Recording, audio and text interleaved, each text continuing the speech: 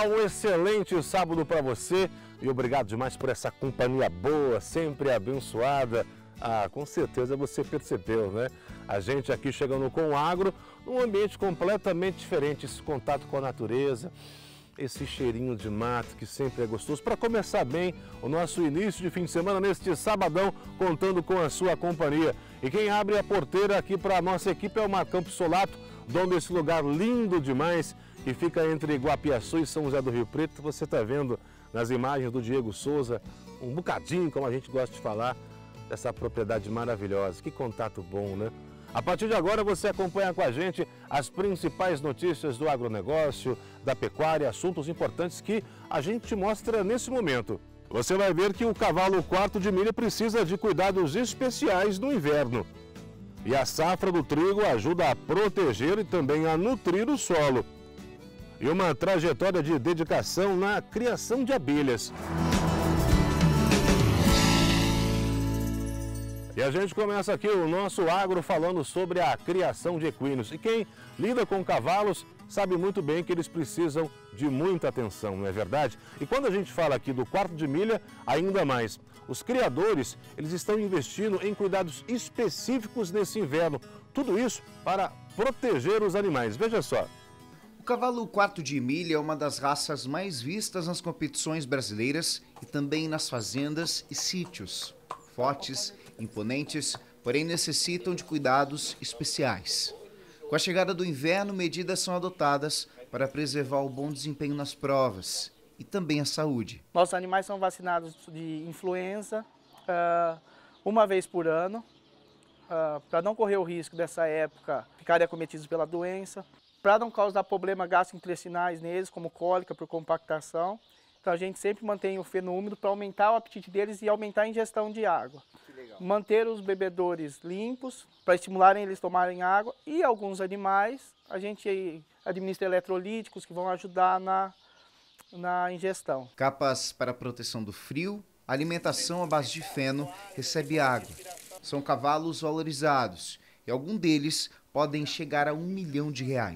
A anatomia dos cavalos é muito parecida com a dos seres humanos. Da mesma forma que a gente precisa reforçar o aquecimento do corpo em dias mais frios, não seria diferente com eles. É necessário intensificar os trotes e galopes antes dos treinos específicos, estratégia que busca evitar as lesões. Além de todas essas medidas, o espaço de treinamento é irrigado, proporcionando o aumento da umidade e eliminando a poeira enquanto o cavalo e atleta utilizam a área. Aqui a gente tem as modalidades de 3 tambores, de run short e de rédeas hoje. Começou há pouco tempo. Então os clientes trazem para a gente alojar e treinar os animais para as competições. Gustavo é competidor de run short. A modalidade busca apartar bois com cavalos. Aos 13 anos, o menino tem se destacado e é o quarto de milha que o acompanha nas competições. Seria apartação, praticamente. Apartar esse boi mesmo ali? Exato. Tipo um trabalho de fazenda. E é com quarto de milha? É com quarto de milha. Entendi. E hoje eles são fundamentais, são rápidos, ágeis? É uma prova que tem que ser ágil, técnica. É uma prova que tem que ter bastante habilidade os animais. E depois dessa reportagem mais que especial, a gente retorna aqui conferindo como ficou ao longo da semana a cotação do leite e também de outros produtos agrícolas. Veja só. O preço médio do litro de leite pago ao produtor foi de R$ 2,64. A saca de 60 quilos de café arábica sai por R$ 1.444,95. A saca de 50 quilos de arroz em casca sai por R$ 114,46. A saca de 60 quilos de milho está cotada em R$ 56,17. E a saca de 60 quilos de soja está cotada em R$ 133,95. A gente fala um pouquinho sobre o trigo, que no último ano teve uma safra bem expressiva, não é verdade? É a chamada safra 2022-2023. Bateu aí vários recordes. Neste ano, as perspectivas não são assim tão positivas. E tudo por conta das mudanças climáticas. Essa variação de tempo tem interferido diretamente no desenvolvimento das plantas.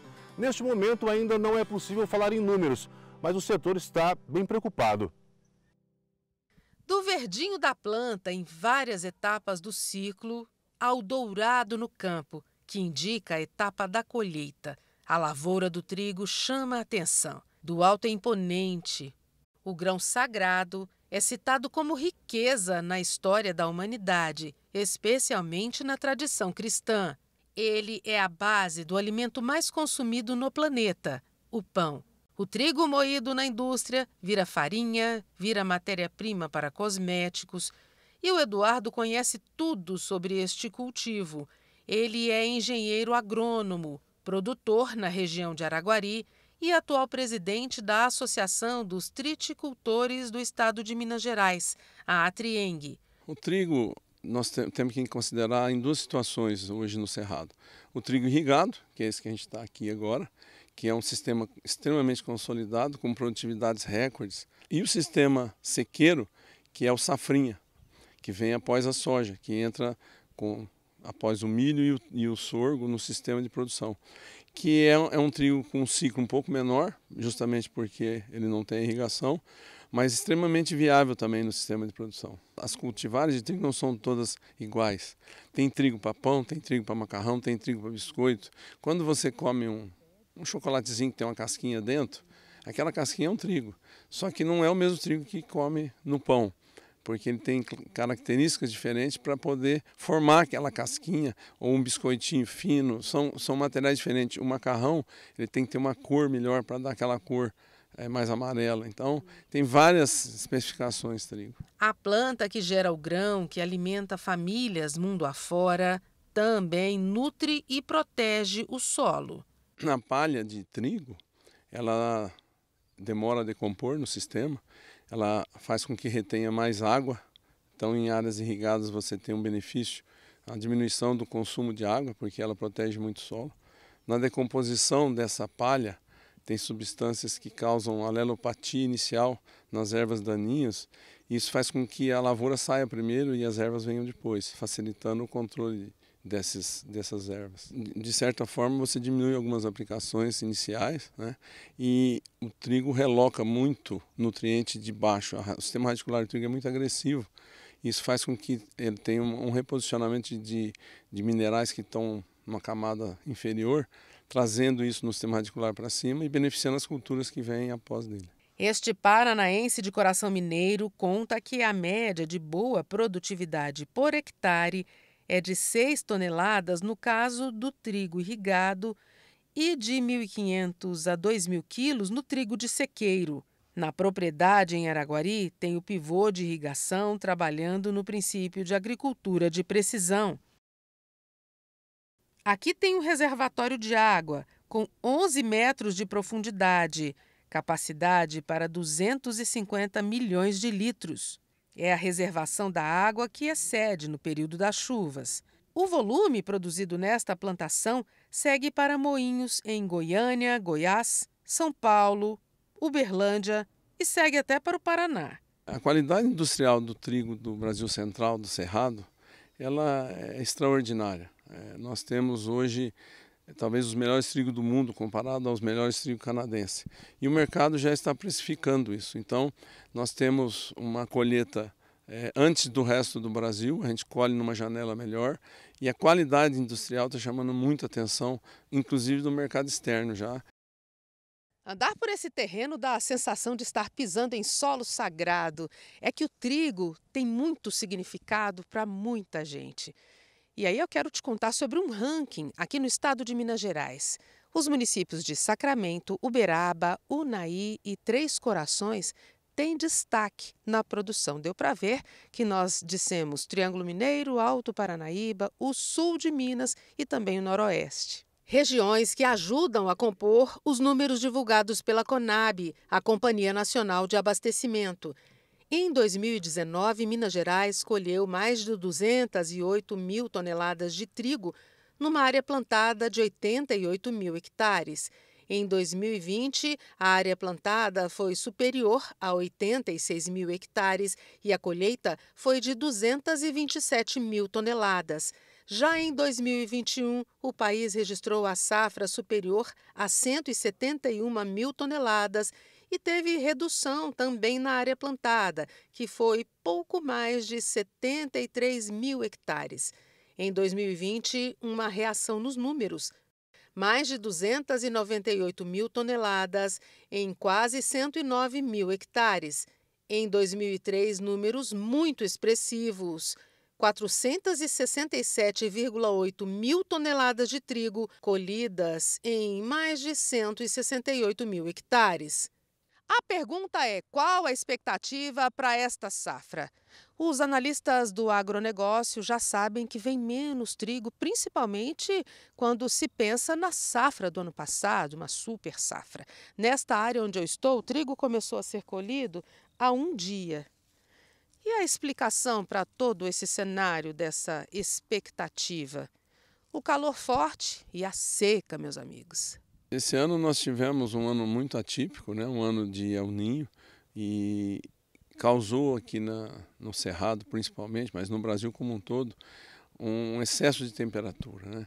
Principalmente a temperatura noturna, que era muito importante no caso do trigo. Principalmente no sequeiro, onde o clima o ano passado foi muito favorável, tivemos produtividade excelente, esse ano estamos vendo produtividade muito baixa, inclusive com lavouras que nem conseguiram se estabelecer e nem foram ser colhidas.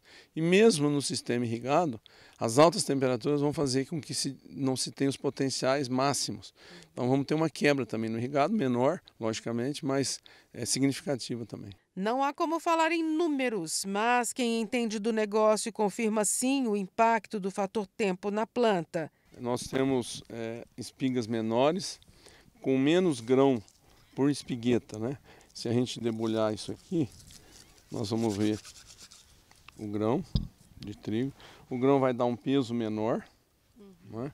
E justamente por causa das temperaturas. Aqui a lavoura foi irrigada, mas por mais que se irrigue, as temperaturas noturnas fizeram com que o trigo apressasse muito o ciclo. Os analistas de mercado estão de olho neste cenário. Estamos em uma empresa de consultoria e gestão de risco de commodities agrícolas. Aqui se confirma a expectativa de safra menor em todo o país. Assim como a gente teve, também questões de calor e também de falta de água no Paraná, mas o maior produtor de trigo do Brasil, que é o Rio Grande do Sul, enfrentou ali, ao longo de todo o mês de maio e mês de junho, diversos desafios, com as enchentes, com perda, por exemplo, de equipamentos para fazer esse plantio. O produtor já tinha comprado a semente, os insumos, né? Então, vamos supor que todo esse desafio técnico seja superado. Vem ainda o desafio da qualidade do solo que ele perdeu. Há 30 anos, 40 anos, ele vinha aplicando a técnica do plantio direto, ou seja, ele melhorou o solo.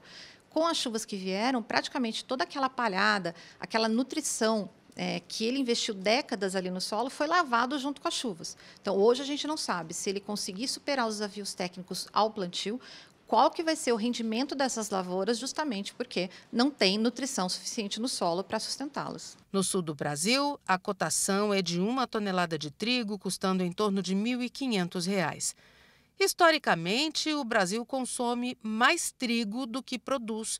De acordo com a Conab, a Companhia Nacional de Abastecimento, estima-se que em 2024 o país vá consumir 12 milhões e meio de toneladas de trigo, necessitando importar 6 milhões de toneladas. Geralmente, a gente importa muito do Cone Sul, Paraguai, Uruguai, Argentina, principalmente. Isso deve continuar acontecendo. Só que não está nos planos do Brasil continuar dependente desse trigo importado por muito tempo. Até esse trigo que é produzido aqui no Cerrado, que ainda não tem tantos desafios sanitários, e ele tem alta produtividade, bastante adaptado para o nosso clima, ele deve, em poucos anos, resolver grande parte dessa nossa necessidade de importação. A gente confere agora como andam as cotações no mercado da carne. A arroba do boi vale, em média, R$ 231,20. E o quilo do suíno vivo sai por R$ 7,81. O nosso agro agora faz aquela pausa boa. Aproveita que hoje é sabadão, você está mais relaxado, preguiçosão aí no sofá, tá almoçando, que gostoso. Não sei por aí, mas aqui o cheirinho de comida da roça está espetacular. Eu volto já com outros assuntos e vamos ver uma matéria bem interessante. Vamos conhecer juntos a história de um apicultor que encontrou na criação de abelhas uma jornada para o autoconhecimento e bem-estar. Esses meses são de muitas festas, não é verdade? Passamos agora pelas juninas, estamos nas julinas, já foi em alguma? Gostoso demais, né? E não podem faltar aqueles doces maravilhosos. Qual que é o seu preferido? Bom, não sei se você sabe, mas o Brasil deve produzir ao longo deste ano 850 mil toneladas de amendoim. Aí você já sabe, né? Boa parte desse montante vai para a produção dessas delícias que a gente gosta demais. O Brasil é o 7º produtor de amendoim do mundo. De acordo com dados do IBGE, em 2022 foram produzidas pouco mais de 848 mil toneladas da oleaginosa no país. Para 2024, a expectativa é de uma produção de cerca de 850 mil toneladas. Boa parte disso é direcionada para o mercado exterior. O Brasil exporta hoje para mais de 100 países os nossos produtos e derivados também. A produção de amendoim no Brasil aumentou cerca de 154% nos últimos 10 anos. São Paulo é o estado líder da produção, responsável por 90% do cultivo no país. E você começa a ter iniciativas em outros estados, como Mato Grosso do Sul, no Rio Grande do Sul, enfim, você começa a ter alguns outros focos também de cultivo do amendoim, o que é bom, porque o Brasil tem muito espaço ainda no agro para crescer na sua produção e principalmente na sua exportação, não só da matéria-prima in natura, mas também no produto processado nas suas versões de receitas de doces. E nessa época do ano, o consumo de doces e derivados de amendoim aumenta cerca de 30%. Os chamados doces juninos fazem sucesso. A protagonista é a paçoca, que, de acordo com uma pesquisa realizada pela ABICAB, a Associação Brasileira das Indústrias de Chocolates, Amendoins e Balas, é o doce preferido dos brasileiros. Essa fábrica, a maior de derivados de amendoim da América Latina, fica em Ribeirão Preto, no interior paulista.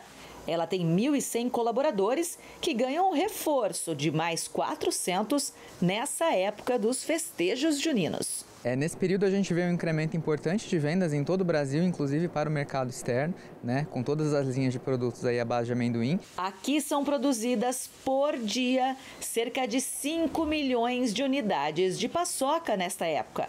O produto é resultado da torra de 90 toneladas do amendoim, que chega de um único fornecedor.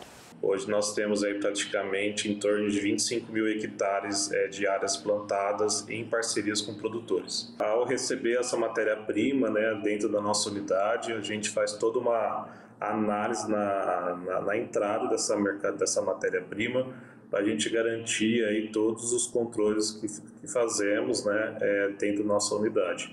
A fábrica não para, são 3 turnos. Modernas máquinas torram o amendoim, tiram a película e enviam para o moedor. Todo o processo é automatizado. Depois, a mistura é feita com amendoim, açúcar e sal apenas. De lá, a massa solta é levada até uma linha de alta velocidade, onde o doce é formatado e vai para a embalagem. Esse processo todo leva apenas 15 minutos. Aí o produto está pronto para abastecer o país e o mundo. Desta fábrica, saem 34 produtos doces diferentes à base de amendoim, que atendem não só o mercado interno, mas também brasileiros que moram fora do país. É o mercado da saudade. E essas pessoas, quando vão para outros países, né, sentem falta do gostinho brasileiro, daquele produto de amendoim que é tão característico nosso, né? Por conta disso, a gente tem um mercado de exportação aí em crescimento para países como Estados Unidos, Japão, alguns da União Europeia e aqui América do Sul também, como Chile e Uruguai, por exemplo. O consumo de amendoim pelo brasileiro ainda é baixo, pouco mais de 1 quilo per capita por ano. A média mundial é de 6 quilos. Também abaixo do consumo observado na China, de quase 13 quilos por habitante por ano. Mas internamente ainda há espaço para expandir a produção e o consumo. O Brasil tem muita área disponível para a cultura do amendoim e tem cada vez mais, enfim, os produtores têm investido e diversificado a produção do produto. O amendoim tem mercado internacional. O amendoim é um produto rico em nutrientes, proteínas, então a gente vê sim espaço para crescer e está cada vez mais presente, desde o café da manhã até a última refeição do dia do brasileiro. Se depender do consumidor, o sucesso continua garantido o ano todo. De acordo com a pesquisa da Abicab, 99,8% dos entrevistados consideram o amendoim bom para a saúde e 71% dizem que emoção vem em mente quando pensam no amendoim. Bom, e depois da gente assistir juntos essa reportagem, vamos ser sinceros. Eu com você e você aí comigo. Deu vontade, não é verdade, de comer um docinho. Bom, não sei se você tem aí em casa, o horário está propício para isso. O meu, vou aguardar um pouquinho. Mas olha só, enquanto o meu não chega, vamos aproveitar para verificar juntos agora como deve ficar o tempo ao longo da semana. Sol com poucas nuvens e não tem previsão de chuva. Em Rio Preto, as temperaturas devem variar entre 14 e 29 graus. Em Araçatuba, a mínima é de 13 e a máxima é de 29 graus. E em Presidente Prudente, as temperaturas variam entre 15 e 29 graus. E nós vamos conhecer agora a história de um apicultor. Bom, vou te antecipar, você aí vai adorar essa reportagem preparada pela gente. Ele encontrou nas abelhas uma verdadeira jornada para o autoconhecimento e também para o bem-estar. Veja só.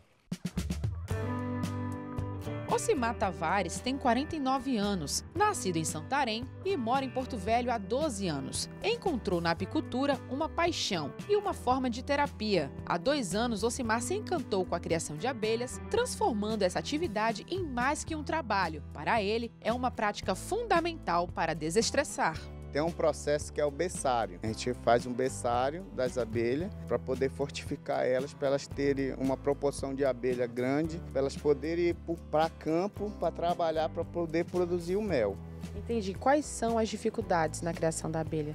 A dificuldade na criação de abelha seria, no caso, um apoio do Estado financeiro, na realidade, porque o nosso apiário ele fica 70, 80 quilômetros fora da cidade, pois a gente não pode criar abelha dentro da cidade devido à população. Tem vários políticos aí envolvidos com a gente que hoje em dia, inclusive, tem esses materiais aqui que foram doados para nossa associação e tem outros materiais que eles estão doando, como caixa, decatador, está vindo uma máquina que estão abrindo uma emenda para a gente doar e para nossa associação também, que seria a PAMA, uma máquina de alveolar cera que tem gasto. 1 quilo de cera hoje, em média, custa, dependendo das pessoas que vai vender, na média de 100 a 150 reais.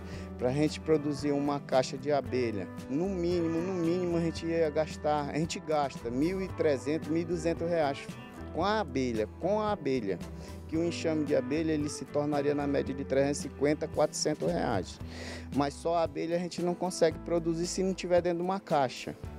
Tem que ter uma caixa, aí vem cera, vem arame, vem ilhós e sérios outros produtos. Aí chega o manuseio, chega a época de escassez, que no caso não tem alimentação no campo, a gente tem que alimentar essa abelha com o próprio mel que a gente tira delas, para alimentar elas, para elas poderem se fortificar devido ao inverno ou o verão, que seria forte. Nos últimos anos, Porto Velho tem visto um aumento na produção agropecuária, e isso inclui a produção de mel. Em 2023, esse número superou 30 toneladas. Os dados não são precisos, pois muitos pequenos empreendedores ainda não são cadastrados pela Semagric. E em época de queimadas, essa ação prejudica a criação das abelhas e a fabricação do mel. Afeta tanto as abelhas como a gente, que a gente não vive sem as abelhas, né? Se a gente soubesse dar valor para as abelhas, que a gente não consegue viver sem as abelhas. As abelhas, ela tem um significado muito grande na nossa sobrevivência como ser humano. A produção de mel, além de oferecer alternativa econômica, também é uma atividade sustentável e com muita importância para o meio ambiente. As abelhas são fundamentais para a natureza e também para a alimentação do ser humano. Vocês vão comer um mel de uma colheita especial, né? Que esse daqui é de uma florada que só tem no estado de Rondônia mesmo. Em qualquer lugar do Brasil vocês podem procurar, não vai ter essa florada aqui, que é a florada do hortelãzinho. que só se encontra no DIC. Então vocês estão sendo lisonjeados de estar provando do melhor mel, porque essa colheita aqui, nós está com 7 dias que nós colhemos esse mel. Para você, telespectador, somos privilegiados. Faz o quê? Uma semana, né, seu Alcimar? Uma semana que nós colhemos esse mel e vocês são os primeiros a provar de todo o mel. Conta pra gente o que tem de especial nesse mel aqui. Tem 32% de vitaminas e sais minerais, né? Vocês estão comendo uma coisa que é rico em vitamina e proteína, né? Uma colher de sopa dessa daqui durante o dia tem todos esses 2 tipos de vitamina que eu falei, né? Proteína, sem contar que é um alimento que hoje em dia as pessoas não têm o mel como um alimento, tem o mel como um remédio, né? Mas na realidade o mel ele é um alimento para se comer todo dia. Se alimentar durante o dia, à tarde e à noite. E as abelhas que tem aqui, elas são de qual espécie? Elas picam, elas trazem algum malefício? Sim, as abelhas que tem aqui são as abelhas apis, né, com ferrão. Aqui nós tem também uma ali sem ferrão, mas a nossa abelha é com ferrão. Elas picam e doída. Eita, que legal, divertido. Com certeza. Mas nós temos uma ali sem ferrão, que inclusive nós fizemos uma captura, eu e o seu Carlos, numa empresa, né? E nós fomos tirar essa abelha com ferrão e nós fomos lisonjeados de tirar uma sem ferrão lá também. Qual a diferença da abelha com ferrão, né, para a abelha sem ferrão? A diferença da abelha com ferrão é que ela ferra, né? Ela pica, né, na realidade. E a abelha sem ferrão, ela não pica e ela é menor, né? Mas na produção do mel tem alguma diferença? Tem, com certeza que tem, que o mel da abelha sem ferrão, ele custa em média. Tem apicultor que vende ele de 50 o quilo a R$100 o quilo, depende do local que está vendendo esse mel. E o quilo do mel sem ferrão custa de 30 a 500, R$600 o litro ou o quilo. Então, meio que dá uma interferida na qualidade do mel, então. Dá uma interferida porque o mel é de qualidade, né? Da abelha sem ferrão é sem igual. Tanto é que para colher ele a gente colhe na seringa. E já da abelha com ferrão a gente bate o mel. Esse aqui é da abelha com ferrão. Isso é da abelha com ferrão. Para finalizar essa matéria incrível sobre mel, sobre abelhas, a gente não podia ir embora sem experimentar do mel de qualidade que foi colhido faz uma semana, não é mesmo? Uma semana que nós colhemos, eu e o seu Carlos Pascoal, nós colhemos esse mel aqui. Eu vou ficar devendo a colheita, eu vou ficar na melhor parte, que é a parte de comer. Vamos lá? Muito diferente o sabor, muito diferente. E o nosso Agro Record especial deste sabadão, pois é, fica por aqui, estava tão gostoso, não é verdade? A gente encerra mostrando para vocês mais um pouquinho imagens desse lugar lindo demais que nós encontramos, né? Estamos tendo o prazer de apresentar hoje a nossa programação aqui desse cantinho que fica entre São José do Rio Preto e Guapiaçu. Obrigado ao Marcão Pissolato, dono e cuidador dessa propriedade maravilhosa. Se você quer entrar em contato com a gente, pode nos chamar no Zap, o número está aparecendo aí para você. Inclusive, pode mandar reportagens para a gente. Quer nos acompanhar no carro, no ônibus, indo, voltando do trabalho? É só entrar no Play Plus. Chama lá, entendeu? Baixa o aplicativo e você vai encontrar toda a nossa programação. E também estamos no site recordtvriopreto.com.br. Até o Auau veio se despedir aqui da gente. E vem chegando aí Mara Guiotto com o Record Entrevista. Sabadão, já estou te esperando, tá bom? Mostrando outros locais lindos e maravilhosos. Ô, gostosura! Estou te esperando, hein, Mara? É com você, minha amiga.